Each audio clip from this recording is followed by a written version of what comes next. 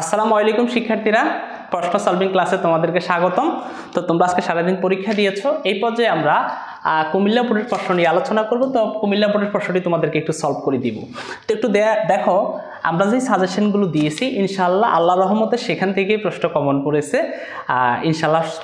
আর Comilla board যতটা বেশি চিন্তা করেছে যে তাদের প্রশ্নটা অনেক কঠিন হবে এবং অনেক বেশি সহজ হয়েছে তাদের প্রশ্নটি। তো যাই হোক, আমরা শুরু করি। তো শুরুতে আমাদের যে এমসিকিউগুলো আমরা মোটামুটি তোমাদেরকে একটু সলভ করাই দিই। দেখো, প্রথমে বলছে the word combustion mention in the text, এটার মানে হচ্ছে জ্বালিয়ে দেওয়া, পুড়িয়ে দেওয়া। তো সেটার সাথে বার্নিং কথাটা মিলে, বার্নিং, আনসারটা কি হবে? বার্নিং। আমি খুব দ্রুত গতিতে তোমাদের সাথে আলোচনা করব, দেরি করব না। এরপরে আর mainly responsible for green house effect, green house এফেক্টের জন্য সবচেয়ে দায়ী হচ্ছে হিউম্যান, মানুষেরা। ওকে, তাহলে এটা হবে কি? আনসার হবে humans.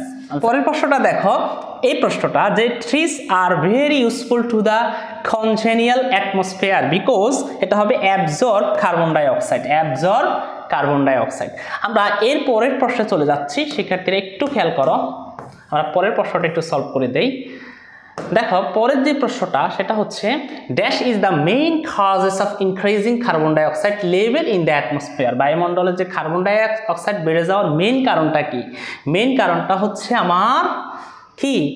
Burning of fossil fuels, burning of fossil fuels. Okay, পরেরটা দেখো, what is the contextual meaning of the word release, release মানে কি করা? মুক্তি দেওয়া, প্রকাশ হওয়া। এটার সাথে আমাদের ডিসার্স মিলে, ডিসার্স, আনসারটা কি হবে? ডিসার্স। পরেরটা একটু খেয়াল করো, coal is used for, coal is used for, আমরা জানি পরের পরে অবশ্যই ভার্বের সাথে আইএনজি হয়, আর এটার সাথে অর্থবহুল হচ্ছে জেনারেটিং, আনসার হবে জেনারেটিং। তাহলে coal is used for generating energy, generating energy. আচ্ছা, এরপরে the main theme of the passage is, এই যে প্যাসেজটা হিউম্যান ক্যান নেদার সেন্স, যে প্যাসেজটা, এই প্যাসেজটার মেইন মেসেজটা কি? এই প্যাসেজটার মেইন মেসেজ হচ্ছে show how humans are responsible for green house effect, অর্থাৎ গ্রিন হাউস এফেক্টের জন্য বা গ্রিন হাউস প্রভাবের জন্য মানুষ কিভাবে দায়ী। তাহলে এটা হবে আমার show how humans are responsible for green house effect. আশা করি তোমাদের এখানে যদি ঠিকঠাক মতো এভাবে লিখো সাথে সাথে পাওয়াটা পসিবল ইনশাআল্লাহ। আমরা পরে চলে যাচ্ছি। আর যেই প্রশ্নগুলো তোমাদেরকে আমি দেখাই দিচ্ছি এগুলো চাইলে আমি সলভ করে দিতে পারি, বাট এগুলো তুমি দেখবা যে the effect of burning fossil foils, বা এখন আর তো বলে লাভ নাই, তোমরা প্যাসেজ থেকে ধরে ধরে দিয়েছো, সেগুলো নিয়ে আমি আনসার না দেই শিক্ষার্থীরা। এরপরে আমি চলে যাচ্ছি। দেখো, পরের যে প্রশ্নটা, ওকে, এখানের যে প্রশ্নটা যে মেড ইন্টারন্যাশনাল থেকে এসেছে, যেটা আমাদের সিলেবাসে বা আমরা যে সাজেশনটা দিয়েছি সেখান থেকে এসেছে। তো এগুলো আমি আনসার দিয়ে দিয়েছি যে people all over the world observe made as a international workers day to commemorate. Okay, তাহলে আমার এই নাম্বারটার আনসার হবে কমেমোরেট। পরেরটা দেখো, the struggle and sacrifice made by the working class people for their great contribution. Now the workers can enjoy an 8 hours work day. It was a historical struggle. এটা কিসের মধ্যে? The employers and employee. Okay, তো এই দেখো and থাকলে তুমি চাইলে এখানে বোথের সূত্রটা ইউজ করতে পারো, বোথ ডট এন্ড, এটাও হবে, অথবা বিটুইনও দিতে পারো। ওকে, আশা করি তোমরা দিয়েছো এরকম। ওয়ার্কার্স পিপল, পরেরটা দেখো, this day remind that the workers people, অথবা জাস্ট পিপল। ওকে, এখানে হবে just people will be exploited until the raise their voice. আশা করি তোমাদের 3 নাম্বারটাও খুব সুন্দর করে ঠিকঠাক মতো দিয়েছো। পরেরটা একটু খেয়াল করো শিক্ষার্থীরা, এটা আমাদের উইলিয়াম ওয়ার্ডসওয়ার্থ সম্পর্কে এসেছিল, এক শক্তিমান একজন রোমান্টিক পোয়েট সম্পর্কে এসেছিল, খুব সহজ করেই। বাট তোমরা কি করছো আল্লাহ জানে, এখান থেকে আমাদেরকে ইনফরমেশন বসানোর কথা বলছে। তো এখানে ইনফরমেশনটা আসলে একেবারেই সহজ ইনফরমেশন। এখানে বলছে যে হু বলতে কে? হু বলতে আমাদের উইলিয়াম ওয়ার্ডসওয়ার্থ, তার সম্পর্কে বলা হচ্ছে। ওকে, ওয়াজ সেন্ট গ্রামার স্কুল হকশেড, এই যে হকশেডের গ্রামার স্কুলে সে কত সালে যায়? তো বলছে তার যখন কত পরের 8 বছর বয়স। এখান থেকে দেখো এই প্রশ্নটা একটু ঘুরিয়ে দিয়েছে তারা।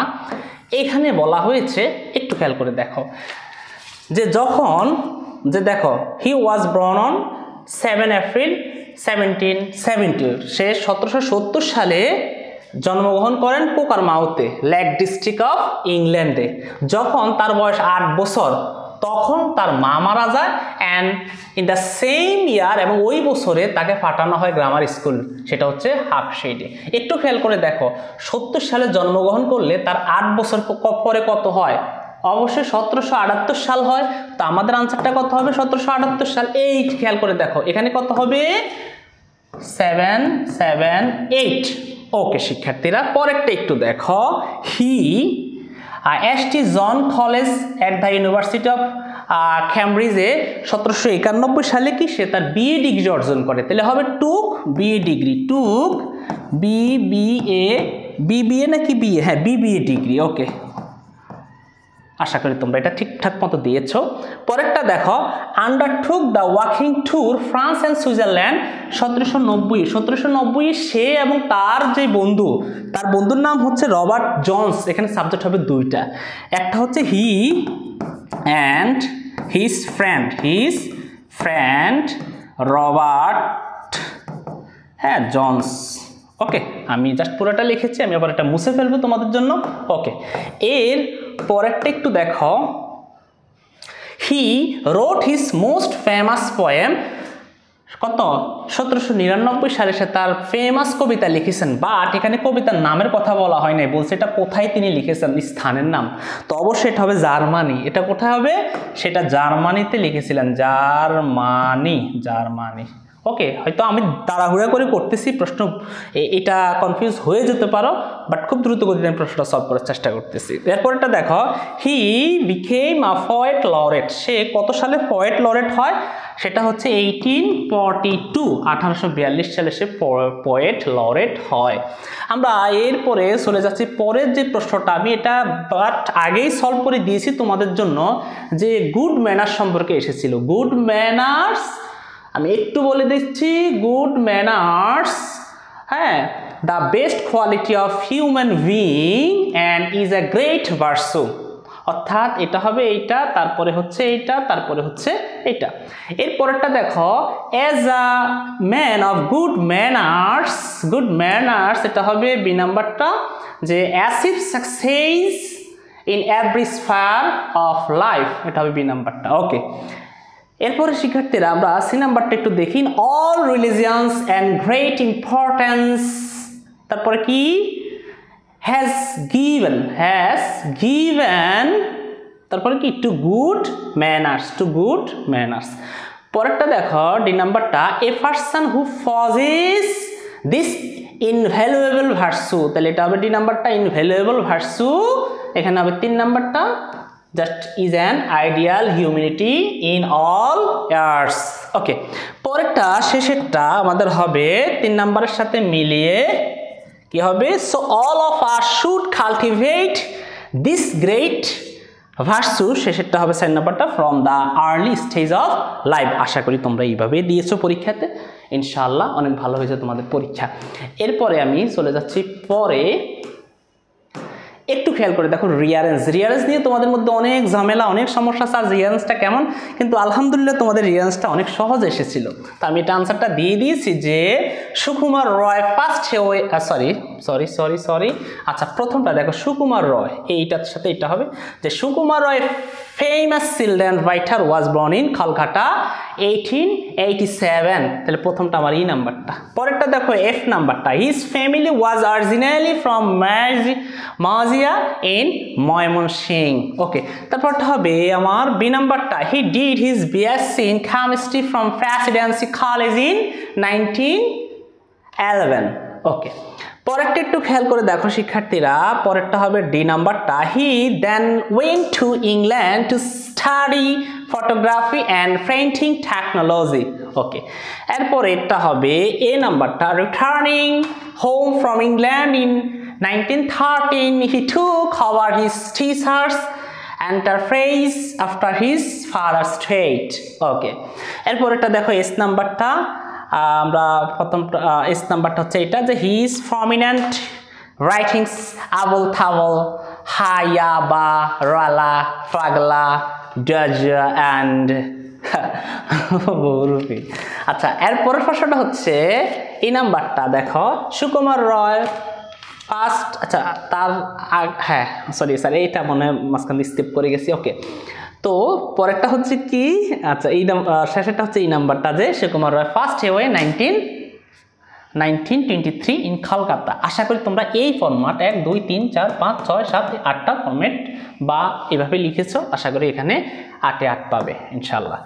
এরপরে তোমরা মোটামুটি জানো তোমাদের পরীক্ষাতে যে প্রশ্নটা এসেছিল, দেখো কুমিল্লা বোর্ডে এসেছে ইম্পর্টেন্স অফ লার্নিং ইংলিশ, যেটা আমরা কল্পনাও করিনি। আমরা আরো জুলাই গণ অভ্যুত্থান, অনেক কঠিন কঠিন প্রশ্ন, বাট অনেক সহজ একটা প্রশ্ন এসেছিল এখানের মধ্যে। এরপরে দেখেন কুমিল্লা বোর্ডে যে প্রশ্নটা এসেছিল এইখানে এবিসি স্কুলের রেজাল্ট সম্পর্কে, দেখেন আমি গতকালকে আপনাদেরকে যেই আলোকে দেখাইছিলাম বাট সেই আলোকেই এখানে এসেছিল। টেনশন করার কোনো কারণ নাই, যদি কেউ আমার ফরম্যাটটা অনুসরণ করো তাহলে অনেক ভালোভাবে তোমরা দিতে পারছো।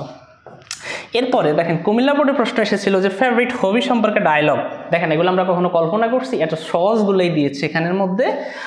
এরপরে অ্যাটেন্ড টু বার্থডে পার্টি, এটা সম্পর্কে ইমেল লেখার কথা বলা হয়েছে। ওকে, তো শিক্ষার্থীরা তোমাদেরকে অসংখ্য ধন্যবাদ। পরবর্তী বোর্ড প্রশ্ন সলভিং ক্লাস দেখার জন্য অবশ্যই তোমাদেরকে অগ্রিম আমন্ত্রণ। আসসালামু আলাইকুম।